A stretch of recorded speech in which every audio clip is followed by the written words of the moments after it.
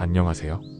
사랑하는 여러분. 지난주에 우리는 시편 23편을 통해 목자 되시는 하나님의 돌보심에 대해 함께 나누었습니다. 오늘은 시편 46편을 통해 우리의 피난처가 되시는 하나님에 대해 함께 생각해 보겠습니다. 피난처라는 단어를 들으면 어떤 생각이 드십니까? 전쟁 중에 폭격을 피해 숨는 방공호, 태풍이 몰아칠 때 몸을 의탁하는 견고한 건물, 추위를 피해 들어가는 따뜻한 집. 피난처는 위험한 상황에서 우리를 보호해주는 안전한 장소입니다. 요즘 같은 시대의 우리에게는 어떤 피난처가 필요할까요? 경제적 불안정 속에서, 건강에 대한 염려 속에서, 미래에 대한 두려움 속에서 우리는 어디로 피해야 할까요?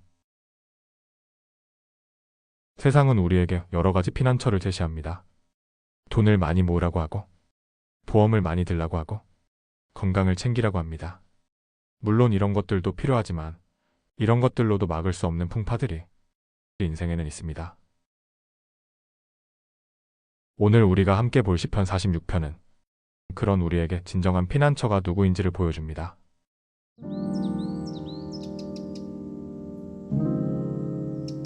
시편 46편 1절. 하나님은 우리의 피난처시오 힘이시니 환난 중에 만날 힘이시라. 이 구절에는 세 가지 중요한 표현이 나옵니다. 피난처, 힘, 그리고 환난 중에 만날 힘. 하나씩 살펴보겠습니다. 첫째, 하나님은 우리의 피난처이십니다. 히브리어로 마하세라는 단어인데 이것은 숨을 곳, 보호받을 곳이라는 의미입니다. 이것은 일시적인 피난처가 아닙니다. 폭풍이 지나갈 때까지만 잠깐 숨는 곳이 아니라 언제든지 들어갈 수 있는 영구적인 안전한 장소입니다. 한 집사님이 이런 간증을 해주셨습니다. 저는 몇 년 전 사업이 크게 어려워져서 하루하루가 지옥 같았어요. 채권자들의 전화는 계속 오고 집까지 이를 뻔했어요. 그런데 그때 이 말씀이 떠올랐어요. 하나님은 우리의 피난처시여. 기도실에 들어가서 하나님께 모든 걸 털어놓았는데 정말 신기하게도 마음이 평안해졌어요. 상황은 여전히 어려웠지만 하나님 품에 숨어 있다는 안정감이 있었어요. 둘째, 하나님은 우리의 힘이십니다. 피난처가 우리를 보호해주는 소극적인 개념이라면 힘은 적극적으로 문제를 해결해주는 능력을 의미합니다. 하나님은 단순히 우리를 숨겨주시는 분이 아니라 우리에게 필요한 모든 힘을 공급해주시는 분입니다. 이사야 40장 29절에서 이렇게 말합니다. 피곤한 자에게는 능력을 주시며 무능한 자에게는 힘을 더하시나니 나이가 들수록 체력도 떨어지고 기력도 약해집니다. 정신적으로도 예전만큼 강하지 못하다고 느낄 때가 많습니다. 그런데 하나님은 우리의 연약함을 아시고 필요한 힘을 공급해 주십니다. 셋째, 환난 중에 만날 힘이라는 표현이 중요합니다. 이것은 환난이 오기 전에 미리 준비해두는 힘이 아니라 환난이 실제로 닥쳤을 때 만나게 되는 힘입니다. 하나님은 우리가 실제로 어려움을 겪을 그 순간에 우리에게 필요한 힘을 주십니다. 고린도후서 12장 9절에서 바울이 고백한 대로 내 은혜가 내게 족하니 이는 내 능력이 약한 데서 온전하여짐이라. 우리가 약할 때, 어려울 때, 바로 그 순간에 하나님의 능력이 우리 안에서 온전하게 나타납니다.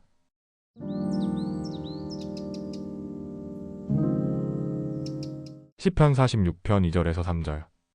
그러므로 땅이 변하든지 산이 흔들려 바다 가운데에 빠지든지 바닷물이 솟구쳐 거품이 일든지 그것이 넘실거려 산이 흔들릴지라도 우리는 두려워하지 아니하리로다. 이 구절에서 시편 기자는 상상할 수 있는 가장 큰 재앙들을 나열합니다. 땅이 변하고 산이 바다로 옮겨지고 거대한 해일이 일어나는 상황들 말입니다. 현대적으로 표현하면 대지진, 쓰나미, 화산 폭발 같은 자연재해들입니다. 그런데 왜 시편 기자가 이런 극단적인 상황들을 언급했을까요?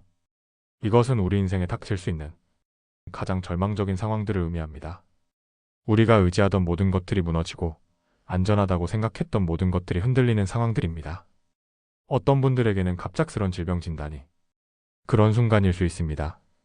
지금까지 건강하게 살아왔는데 갑자기 의사로부터 심각한 병명을 듣는 순간 마치 땅이 꺼지는 것 같은 느낌을 받으실 겁니다. 또 어떤 분들에게는 가족의 죽음이 그런 순간일 수 있습니다. 평생 함께 살 줄 알았던 배우자를 갑자기 떠나보내는 순간, 자녀를 먼저 보내는 순간, 모든 것이 무너지는 것 같은 절망감을 느끼게 됩니다. 한 권사님이 이런 간증을 해주셨습니다. 저는 남편과 함께 40년을 살았는데 어느 날 갑자기 남편이 심장마비로 쓰러졌어요. 병원에 갔을 때는 이미 늦었고 그 순간 정말 세상이 끝난 것 같았어요. 어떻게 혼자 살아가야 할지, 앞으로 무엇을 의지해야 할지 막막했어요. 그런데 이상하게도 그 절망적인 순간에도 마음 한구석에는 평안이 있더라고요. 하나님이 계시는데 뭘 그렇게 두려워하냐는 음성이 들리는 것 같았어요. 우리는 두려워하지 아니하리로다라는 고백이 가능한 이유는 무엇일까요? 상황이 좋아서가 아닙니다. 상황은 여전히 절망적일 수 있습니다.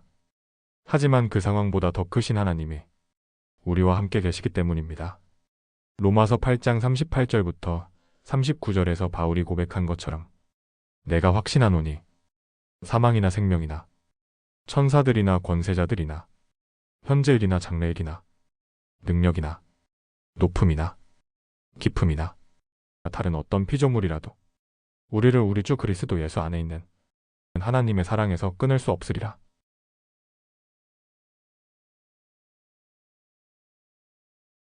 시편 46편 4절에서 5절. 한강이 있어 그의 가지들이 하나님의 성, 곧 지극히 높으신 이의 성소를 기쁘게 하는도다. 하나님이 그 성 중에 계심으로 성이 흔들리지 아니할 것이라. 새벽에 하나님이 도우시리로다. 앞에서는 바다가 거칠게 소용돌이치고 산들이 흔들리는 혼란스러운 모습을 보았는데 여기서는 전혀 다른 그림이 그려집니다. 고요하게 흐르는 강물이 하나님의 성을 기쁘게 한다고 합니다. 이 강은 어떤 강일까요? 요한계시록 22장에서 말하는 생명수의 강을 연상시킵니다.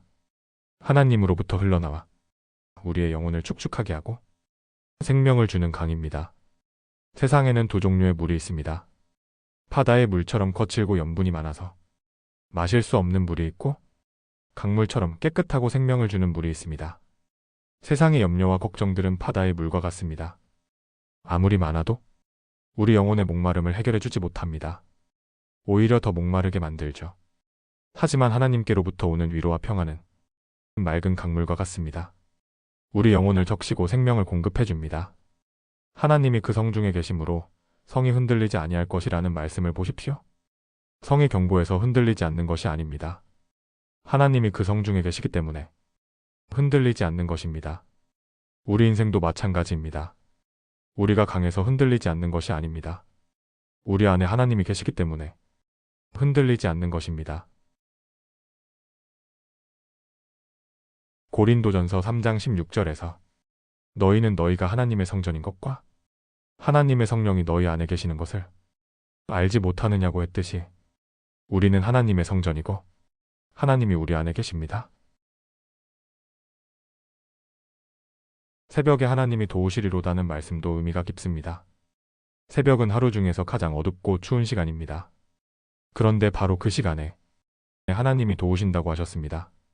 우리 인생의 새벽 시간이 언제일까요? 가장 절망적이고 어려운 순간들입니다. 모든 희망이 사라진 것 같고 더 이상 견딜 수 없을 것 같은 그 순간들입니다. 그런데 바로 그때 하나님이 도우신다는 약속입니다. 한 집사님이 이런 간증을 해주셨습니다. 저는 몇 년 전 심한 우울증으로 고생했는데요. 정말 매일 밤이 길게만 느껴졌어요. 새벽 3시, 4시까지 잠을 못 이루고 괴로워했는데 어느 날부터인가 그 시간에 기도를 하기 시작했어요. 그런데 신기하게도 그 어두운 새벽 시간에 하나님의 위로를 가장 깊이 경험했어요. 세상이 조용할 때 하나님의 음성이 더 또렷하게 들렸어요.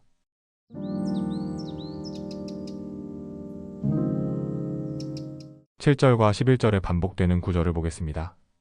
만군의 여호와께서 우리와 함께 하시니 야곱의 하나님이 우리의 피난처시로다. 만군의 여호와라는 표현이 중요합니다. 이것은 하나님이 모든 군대의 사령관이라는 의미입니다. 천사들의 군대뿐만 아니라 이 세상의 모든 것들이 하나님의 명령에 순종한다는 뜻입니다.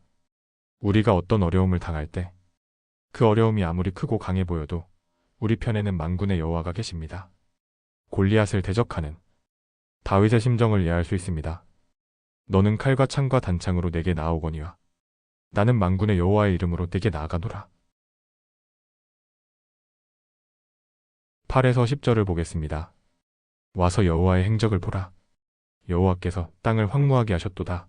여호와께서 땅 끝까지 전쟁을 그치게 하시며 활을 꺾으시며 창을 끊으시며 수레를 불로 사르시는도다. 이르시기를 너희는 가만히 있어 내가 하나님 됨을 알라. 내가 문나라 중에서 높임을 받으리라. 내가 세계 중에서 높임을 받으리라 하시도다. 너희는 가만히 있어 내가 하나님 됨을 알라는 말씀이 핵심입니다. 히브리어로 라파라는 단어인데 이것은 힘을 빼라, 놓아버려라는 의미입니다. 우리는 어려운 일이 생기면 무엇인가를 해보려고 했습니다.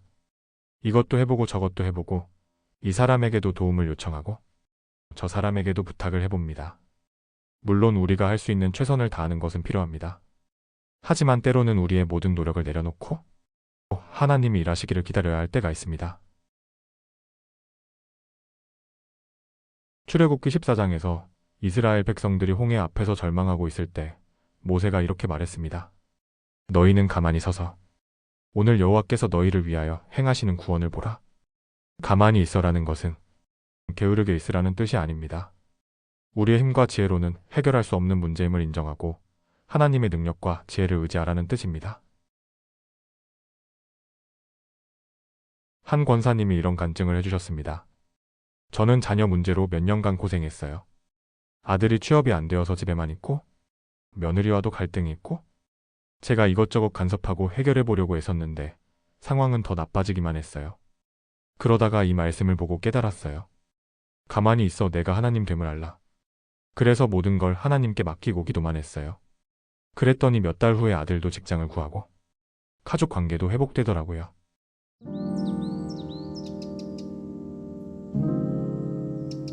사랑하는 여러분, 오늘 우리는 시편 46편을 통해 우리의 피난처가 되시는 하나님을 만났습니다.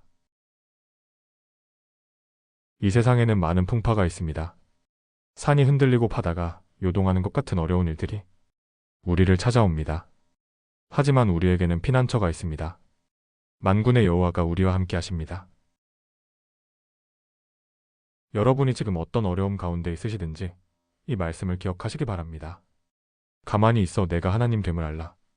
우리의 모든 애쓰는 것을 내려놓고 하나님이 하나님 되심을 인정할 때 우리는 참된 평안을 경험할 수 있습니다. 다음 주에는 시편 121편을 통해 나의 도움이 어디서 올까에 대해 함께 나누겠습니다.